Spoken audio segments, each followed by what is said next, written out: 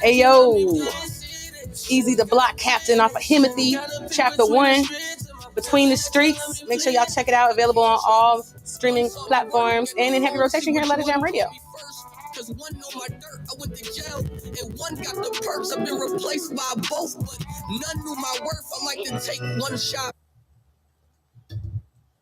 Yo. We back in this thing. Cigar vibes and Cognac conversations with your girl Johnny Boy Cerebral. Got my girl, the queen of all things indie, Miss Lovey, behind the boards on the ones and twos. Killing shit. I like that shit. Killing that shit. I don't really have a guest in here today, man. It's a freestyle day. We just gonna talk about a little something, have a little conversation, smoke a little cigar, sip a little yak. Mm-hmm. To the right of me, I got my cousin with me. You know, his real cousin. My real cousin. No cap. Not a cap the cousin. The best to do it, Mr. Brian. I don't really have a stage name or anything. Call me B. Yeah, B? You know. Oh, I say the best to do it. You know okay. what I'm saying? Young B. What's going on, man? How y'all doing today, man? How was y'all week, man? Let's have a little mental check. Let's start with Miss Lovey. Why do you start with me every week? That's all the time. We got a guest. I mean, a cousin. Come on, cousin. I'm gonna come to cousin in a minute. I like to mess with you, Jeez, man. How was your week, man? How was your mental focus, mental clarity? Give us a look of what your week was like. Be the upside or the downside. I mean, I tried to really it was a lot of shadow work, a little bit, just understanding the people around me and the role I play in their lives and not letting myself be overwhelmed by their shit just because I'm naturally caring or, heavy on the empath side or whatever the fuck, negativity type shit. And then, I told you I was already feeling burnt out, but then I had this universe switch up on me and present an opportunity. So, I always wanted to manage a battle rapper type shit, and that came into fruition, and I'm grateful. And I've been grinding all week, getting shit ready. My other artists got a show this weekend, so mental clarity lacking, most definitely. But okay. We will productivity maybe on 100. Right. So.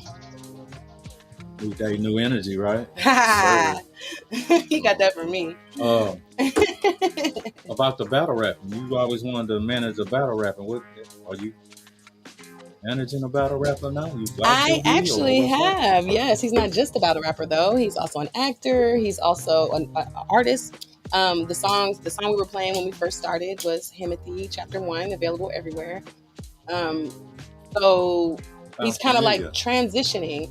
It's hard as a battle rapper. If you're a battle rap fan or, a battle rap enthusiast, you know how hard it is as a battle rapper to transition into being an artist and people take your music seriously, because people be like, I don't want to hear that rappity rap shit. But he's been, Is this a major battle rapper? It sounds familiar. Yeah. His name is Easy the Block Captain. Smack. Yeah. URL, huh? Mm-hmm. It's like one of the top 10 battle rappers in the world, Salute to him. Very much so. So, yeah. That happened this week, and I just look forward to working and going to the next level. Right on. He's from Baltimore, right? He's from Philly. Philly. Okay. I know it was one of them. That's why he played in Bel Air. Right. Yeah, I seen his little cameo. Yeah, I did. Okay. Jay Black was in it too. Okay. I didn't. So we're like it's like history damn near in the culture. It's like transcending barriers. Like just because you're a battle rapper and you're good at that, but you can also be an actor. They're breaking through. Right. Exactly. They're breaking through. Opportunities are occurring at a rapid high. Salute to them, man. Salute to the URL. Most definitely. Smack, I am a battle rap fan. Yes. I can't say I've seen all the what do you call it? The networks. We all know Smack. Mm-hmm. We know some Grind Time. I know I Battle. I'm not familiar Gates with of the Garden. I heard the Gates of the Gardens. I don't think I've seen any cars. I'm familiar with, oh my goodness. Oh man, it's gonna kill me, I know. Say the name, man. I used to be on that hard. I forgot too. Bro. Yeah, I really fell off. I did when I dab every now and then. RBE? There you go. Rap Breed Entertainment. Yeah. That's why I was trying to say it was them. And then I know Shout out to the battle rap duo that taught me everything I know over there. Oscar Chachi, my boy. oh, so You you know know what I'm them saying? from RB? No, they're the hosts for the battle show we have. Oh, okay. Johnny, I'm gonna smack you. But that's what I'm saying. I fell off from it. Really, I fell off from it when Smack stopped putting it on YouTube. Well, he just elevated, And really. you had caffeine. Well, Yeah. I seen, and now I'm starting to see more of them come back on YouTube because you had to do caffeine. Huh? You had to do caffeine to catch all of his. Yeah, but he's not putting shit on there recent. Everything on there is already like been circulated, everything out, and then they slap it on the map. That's how That's how I ended up. It ain't nobody because they'll snatch that shit down. They won't. You can't even copy and play it or nothing. Well, that's how I ended up seeing Lux versus Lux last one versus Geechee. That was old though. Yeah, but I know. Mm-hmm. That's what I'm saying. It popped up on there. I'm like, okay. Yeah, that's what I mean. It's like later they'll drop it on YouTube, but when it's live, Caffeine app is free, so you can watch it on there. Or they have some battles that's specifically for the app, and you just pay your little $8 a month, and you get everything. I got to get back on it. I hear they got some new young gunners. It's a whole lot of rap shit. I keep my ear to it though. But salute to that. Most definitely. B, what's going on with you, man? Yeah, how was y'all's week? This ain't your first time here, but this your first time you'll be speaking. So, right. How was your week, man? And after you tell us that, give us a little highs, give us a little lows. Go ahead and tell them what you do out there. Talk about your company, man, and your brand. Right. So, yeah, my week was good. Okay. It was good. No complaints. Give all the glory to God for bringing me out of what I recently experienced and was going through. So that's that. I can't complain. Constantly getting better each day, getting back to my full strength physically. Right on. But yeah, I'm one half of the Bad Guys Incorporated LLC. I'm the CFO and CEO. We're a booking agency. We also event curators. Me and my classmate, since like second grade, we came up with this concept to, help developing artists elevate, their music and their careers and things like that. Him being in the industry as a musician for so long, he developed a lot of avenues, doors and connections and things like that. So we pretty much, trying to use the things that he's garnered over the years of being a musician and, direct them towards, younger, hungry artists that, we see potential in. We try to, get them where they want to go in their careers. Salute to that. You got a social media out there for it, or a website or anything you want to? Yeah, we on Instagram, The Bad Guys LLC. You can follow me on Twitter, flyb_rolling RXLLIN. Yeah, that's pretty much all the medias I got. To reiterate, you said The Bag, BAG, The Bag, GUYS. Yes, The sir. Bad Guys LLC, right? Yes, sir. Bag, BAG. Already, I did. Salute to that, man. We're gonna see what we can do. Have you done any work with Love to Jam Radio or pursued them? Checked out Loud Music? Yeah, actually, me and Miss Lovey, we kind of, work side by side with her artists that she's managing, and we do booking for. So yeah, I actually do work with Miss Lovey. I dig it. See Miss Lovey often. Salute, man. You might want to reach out to the guys over at the Loud Music team. Mr. Brian. I mean, Brian. I said Mr. Derek McKinney and those guys over there. Maybe we can see if we can connect you guys and get you guys, on a good core, good relationship. Okay, yeah. But for me, man, it's been a rough week. Been a real rough week. I went through a couple of things.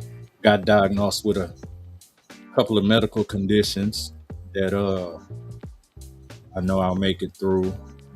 Just pretty much some nerve damage. Yeah.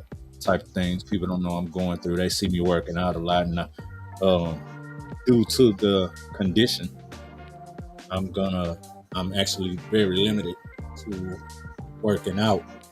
due to what's going on with the nerve condition. So I can only do probably like one or two things. Yeah. I'm gonna keep it going, but my week was rough. I was down a little bit, maybe a lot of bit, and at one point, I actually thought about discontinuing this podcast, even though I'm just getting started. And as I reached out to a couple of people and let them know, hey man, I'm probably not gonna do the podcast. I'm probably in my own head. I don't know if I'm made for this. I don't know if this is beneficial. I don't know if I'm just spinning wheels. A couple of good people told me. A couple of people threatened me actually. It was like, the hell you are. Say, man, you just planted the seed. It's gonna take a little bit to grow, and you got something. A couple of people out there, people I talk to on a regular for some guidance and some advice, some good game. They let me know, now, man, I think you really got something. Yeah. So here we are. I definitely understand. We back in here this week. Yeah.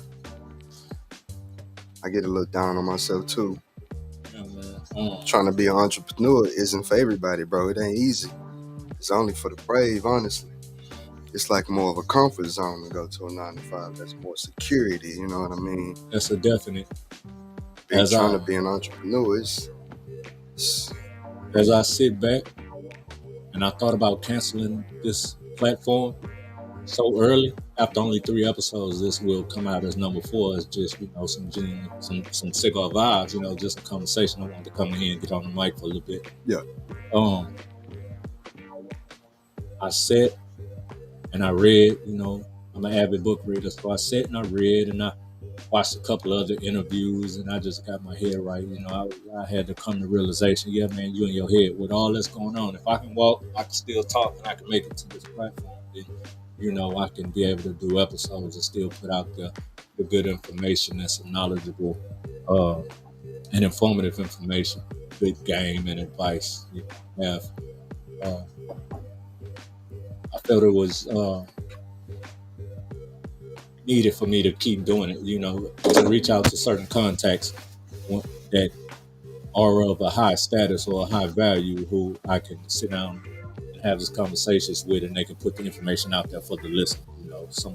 There's some people that's actually tuning in that pick up some jewels from here, Yeah. So that was that. As far as almost giving up, you got to keep going. I got a hashtag out there that says focus, grind, dominate, that I put usually on most of my posts, most of my fitness posts. But when I see other people out there working out or doing something that has to do with business and I like it and I admire it, I usually put that hashtag under there. And I was like, I live by it, but I couldn't let it get away from my mind. So something as simple as my own hashtag, I had to tell myself, hey man, you got to regain focus, regain focus and get to it. Yeah, you definitely got to be a self-starter. Yeah, for sure. Man, if you don't have that, then I don't know how you could ever even dream of being a businessman. I always knew that I wanted to be a businessman. Mm-hmm. You know what I mean? Me in particular, I get these jobs. I went to college, got a degree in whatever. I done did like seven years in the architecture and engineering industry. Right. But I was never at one spot for more than a year. As far as work? Yeah. I never stayed with one company for more than a year. It's like, I don't know, bro. I don't go in there and just be violating them. You know what I'm saying? Talking to people outside of my neck or anything, but it's like, I kind of knew that this ain't for me. I feel that. Answering to people, working for people. I feel that 100%, man. And damn, you saying that, I got another interview that I'm gonna send to you, when we get out of here. So I'm gonna send this interview. It's imperative you watch this interview because what this fella on the interview said, it identifies with exactly what you said. Okay. And this cat, man, once I heard him speak, I had to reach out to him. I had I had to meet the guy. You know, I'm still waiting to meet him. We have a relationship via phone and social media. I actually have his personal number, but hearing them speak, I was like, damn, that was me. Though I actually had to work. You know, I had a lot of shit going on in my lifetime, so I actually had to get a job to, you know, fight cases and pay bills and this, that, and the third. But that's why I'm here today as an entrepreneur with 2 different brands under my belt thus far and growing. So I definitely salute to you for that. And I want to tell you shit, by having an entrepreneur mind frame Mhm. and having those thoughts, like I just ain't made to be a working individual, working for somebody else who went to school and actually got a degree, right? Yeah. Keep doing it. I don't know if you're an avid reader. I know you're smart as hell. I know we watch documentaries and stuff like that, but pick up some books. Definitely pick up some books and get that information. The information you can't get from another individual. So we like to seek out the celebrities and the other entrepreneurs. Sometimes they just not gonna give us their ear and their eye. So Hey, what's open crazy up is one of that them books. I seen I don't remember where I've seen it from. It was a slogan. It was a statement or something. Maybe from somebody on Twitter that was like, "You want to hide something from a black man, put it in a book." Yeah. That's so unfortunate. But I mean, it's true on many angles. Like a lot of my partners, you know what I mean? To them, I'm the smart one. You know what I mean? The joke used to be, oh, your kid gonna come out talking about neutrons and That's what you want. and all of that type of stuff. Like, yeah, bro. I mean, shit, knowledge is power. Right. Definitely. With that, when I was with that saying, if you want to hide something, it was actually, what was it? If you want to hide something from a black man, or if you want to hide something from a nigga? Definitely a nigga. Yeah, if you want to hide something from a nigga, if you want to hide something from a nigga, put it in the book. Yeah. So I remember hearing that saying, man. I probably was about 12, maybe 6th grade or so. From that very point, when I heard that, I always had the book smarts and the street smart. Right. You know, go to school and listen to what they want to tell you, whatever. But when I heard that, I definitely started picking up a book. That right there touched me at a young age. So that's why also, you know, I'm trying to put it on my son's student. Hey, man, y'all doing all this playing video games, and it ain't just about sports and girls and this and that. Man, get your ass in there and read a book. Cut that YouTube off and read a book. Exactly, bro. I heard that, and that was impactful. But I never wanted to be one of them ones, you know. For the people up above us, or who hold higher than us and look down on us, to ever see me, whether I was in trouble or, you know, bumping my head, being a knucklehead, or being whatever they thought I was. I never wanted it to be one of them. Yeah, he was just what we thought what we thought he was. You know, he's one of them. Nah, I'm not one of them. I definitely got some intellect about me, and I definitely love picking up a book about all topics, even the ones against us, because I want to know how they think more and more, why they think the way they think, you know, about us when they see it. Black man, braids, cornrows, dreads, tattoos, stereotypes. Yeah, that, you know, but.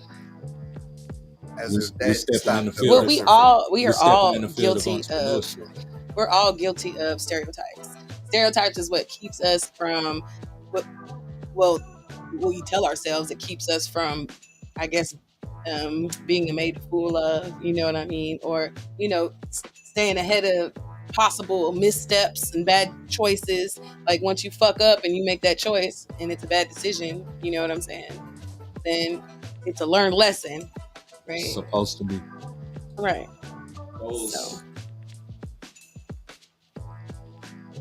Those concepts for the birds.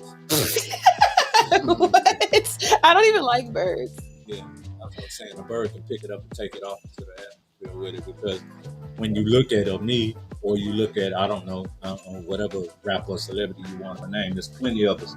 And the way they drawing our culture, there's plenty of us with tattoos, braids, dreads, We say what we say, speak what we I'm speak. saying every culture has stereotypes. Like Asians can't drive good. Oh, no, white no. people are whack and corny. Like we see fucking Bob the Builder ass white boy with the fucking tight collar and he's walking through. Like stereotypes are real. Like let's not act like niggas with dreads and niggas with tats don't do fucked up shit, which is how the stereotype came in the first place. So it's like more often than not, it's not necessarily, oh, we're the victims because they're looking at us like it's like, damn, I need to be my brother's keeper and try to make sure it's more of me that's not feeding into the stereotype than there actually niggas is. with buzz cuts and no tattoos do stuff too, though. I agree, but that's not the stereotype. So what I'm saying when I say that shit is for the birds, I'm agreeing.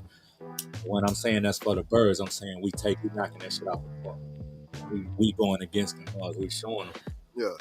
Y'all gonna have to start looking now. And well, actually, they looking. You look at our culture. What they looking at?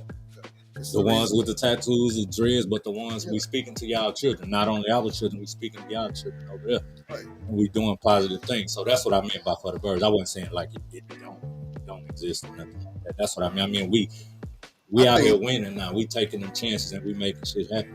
We inspiring. Yeah, that's really the reason why I got blackballed out of engineering and architecture, the industry anyway, in the first place. Because I showed up to work, shit. I'd be in slacks and long sleeves, but occasionally them long sleeves come up. You see the tattoos on my arms.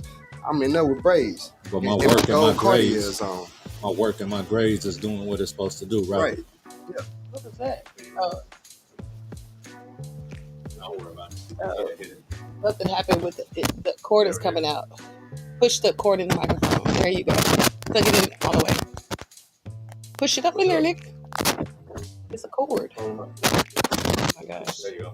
Yeah, you'll be able to take that out. I don't want to break your shit. I know this. Nah, it's just hanging off. You just got to stick the cord in there. Okay. You'll be able to take that piece out, right? Hell no, I'm not gonna be able to take it out. It just is. It's what it is at this point. This equipment expensive, bro. You just hit the mic. It's all good. Oh, I'm talking about the audio. Yeah, I can take it out. I can take it out the audio, but not the visual. Visual is just. Okay, cool. I don't be one. Yeah. But yeah, that's what I was saying about it being for the birds. Basically, like we what is it? Redefining what it is to be a black man with dreads and tattoos, and let the norm be that we are. I mean, they are still, active members of community and are football coaches and uncles and dads and positive role models and stuff like that. We had a conversation on the way here. I ain't gonna go too deep into it, but we was talking about the RICO, I guess. Scary. We got you got the cats out here catching the RICOs up in Atlanta, and I don't want to go too deep into it, but it correlates because my thoughts on it, I was like, man, I don't really care. That's to me, that's nigga shit. That's Hollywood rich nigga shit, right? And what I was explaining to my cousin on the way here, I was like, I'm not saying that to like I'm away from my people. I mean, I ain't the one to do that. I lived a life of roughnecking or whatever, this, that, and the third. Roughnecking? I'm gonna say that because I had a whole nother word. I don't want to get but when your mind right, you're gonna make mistakes, and you're gonna do this, that, and the third. But them people right there, the reason I don't care about it is because them people, or supposedly the head or the two biggest names, are multi-millionaires coming from where we all come from. We talking about the tattoos and the dreads and the look, being black, right? Okay. You made it to a certain status. You do what you do on the surface, but then you still want to stick to those elements that could put you behind them walls, and you lose those millions and the people that was dependent on you or the service that you were providing on the good side. You feel me? So that it really ain't hold no value to me. I just was like, can't be on both sides of the fence. Yeah. I mean, because I salute the fellas for what they obtained to have the name that they have. Right. I might not listen to your music, but I know who you are, and you're a black man, and you making a couple of million. I want to see you win, right? So then when you hear this, you let people down. But I mean, it lets people down, but at the same time, is it really fair? Like I always felt like Fair on it what wasn't side? fair to a person who like is a quote unquote celebrity. Like they, you know, I feel like it's not fair to project that on them. Like they're not telling people, oh, you know, look at me because I'm doing this, this, and this. You know what I mean? Like people at the end of the day, they're still fucking human people. So they're True. gonna fuck up and make. The only difference is that they make the same mistakes we do. The only difference is theirs is done in public. We can hide ours in the shadows because nobody's looking at us. True. So I mean, I'm I think not. it's a I'm lot of not. good people that do fucked up or and you know make fucked up choices. Shit, I'm one Doesn't of them. take away from what they've done though. You know? I'm one of them. I second that. But Huh? he's second. I'm second Oh, that. thank you. Because he said that on the way here. I'm not trying to say like, oh, I'm kicking the stool from up under my people. I was just saying it wasn't major to me. I think I was like, that's kind of the consequences of when you want to be gang. That's the consequences when you want to be gang, and you want to be doing the type of things that the RICO come for you for, whether you rich or not rich. But to what extent? Okay, let's talk about it then. So in California, it's illegal. Well, the justice system there on the state level is not allowed to use rap lyrics against the people that speak them. So now we're talking about infringement on somebody's personal freedoms, which is freedom of speech, for regardless of whether it's for entertainment or whatever. People get on blogs and all kinds of shit, say all kinds of wild shit. You know what I mean? So it's kind of like. So you're going to the lyric part. I'm with you on that. Because that's what they're using. They're using the lyrics for the RICO. That's the whole like foundation of the case for the RICO is their song lyrics and what they're rapping about. We know I'm a big rap fan, music fan, period. So when I heard that, I didn't agree with that. I was like, oh, that's BS. They've been doing it. You know, they did it with Boosie. They did it with, I don't know, everybody right down there. I'm with that part. And what I did say about it, when somebody asked me, how do you feel about the RICO? Like, once again, I said, I don't really care about it. That ain't. But you should care though, because it's black man being targeted. Are these black men being targeted? Are they being made an example of? Are they really reaching for straws? And then it's like, is this not going on in other social circles? Maybe at the fucking country music award, like with other RICO shit happening. Fucking, right. But it's not being put out there like that. We talking human trafficking. We talking drugs. We talking arms sales. Niggas is involved. White people is involved. Yeah. You know what I mean? So it's just who's getting the microscope put on them. They don't do shit to the biker gangs. They always gonna put the mic. I'll just say the mic. They always gonna put the telescope on us, right? What I'm saying. So what I'm saying is so in the name of entertainment, like, you know, are they being targeted? You know, or are they niggas these days feel compelled to be about what they rapping about? You know, so they trying to do this to have the credibility, like to say that, oh nigga, I wrote this shit, but I think that part right there. That's the part I'm not. You made it. Say you was with that before you got your millions, right? Cool. Keep it where it's at. I'm basically actively doing it and rapping about it is dumb as fuck. If it's happened already, it's like, go ahead, rap your shit, Jay-Z, Nas, everybody talk about what they did. That's the thing. That's exactly what I meant. So that's why I said, when I say I don't care about it, because all right, the RICO came. I'm gonna let you go. The RICO came, right? The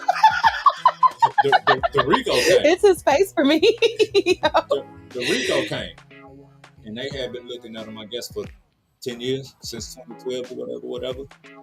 If you done got away with it and you no longer living whatever, then I'm still, you know, whatever. You done got your millions, you're doing good, you're doing whatever. If you still doing that type of shit and you give them a reason to come for you, and you still want to be the leader of or the head of, and you fondling, if they catch that, that's on you, bro. Have you heard of the hip hop police? Yeah, for sure. You think it's a real thing? A lot of people think it's not real. Yeah. NYPD, what was you gonna say? NYPD have a division called the Hip Hop Police. That's where the term came from. But what was you gonna say? Go ahead. I don't even remember. So my thing, she was saying I should care, and I'm like, you should care. Well, I'm a nigga that lived there. Yeah, not millions, but where they come from, and that was in a whole heap of trouble, right? When I'm watching them, And I'm watching the people on TV. It ain't got to just be them, Rico. It can be the ones you named, Jay-Z, everybody else and everybody else. Any of my favorite artists. I don't hold none of these guys at a high value like I praise them. I like their art form. I don't praise actors. I like their art form. That's just something my daddy taught me along. So I don't really be looking up to these niggas. You understand? Right. I like what they do, and I like them for that. I have to let my son know that. You understand? But okay, I don't know you. I might not listen to your music. I want to see you do good and continue doing good. Why get jammed up in this type of situation? But we'll take a break on that. Cigar box and cognac conversation.